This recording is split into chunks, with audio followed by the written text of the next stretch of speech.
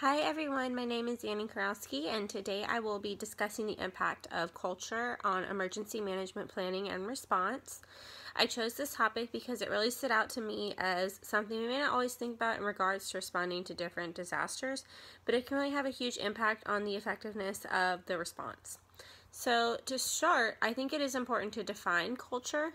According to Merriam-Webster Dictionary, culture is defined as the integrated pattern of human knowledge, belief, and behavior that depends upon the capacity for learning and transmitting knowledge to succeeding generations.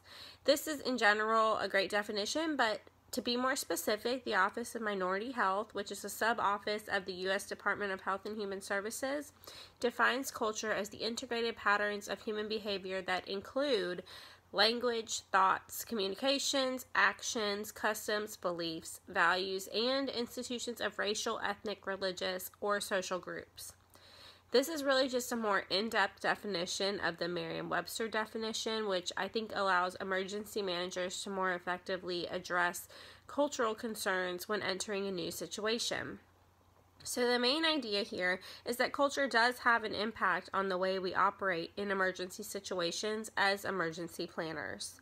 We have to take into account the language spoken in the area, the main customs of the area, the religion of the area, really just all of these factors when putting together our response plan, because if we go into an area without that knowledge, just pushing forward, we may offend the population there, and then helping in that area will be very difficult. We may hit some unnecessary roadblocks simply because we were not sensitive to the customs and culture of the area we are trying to help. By being cognizant of the culture of the area we will be able to reach more people in a much more efficient manner and provide more help to more people. You simply cannot effectively operate in an emergency management situation without as much cooperation of the people you're trying to help as possible, and by being respectful of them and their culture, we can get that cooperation much easier. Now, in the planning phase, a lot of this can go ahead and be addressed. By knowing the culture of the area beforehand, you can pick personnel that speak the language of the area and know the general customs, and they will really be the most effective workers that you have during that situation. Language is probably the biggest factor at this stage. You need to be able to enter the situation with as many emergency workers as possible speaking the language of that area. This will bolster the communication between you and the people needing help and will move the situation along much quicker than if you did not have that communication. By choosing these people to begin with, the response to the emergency will be starting off on the right foot, and ultimately this will help you.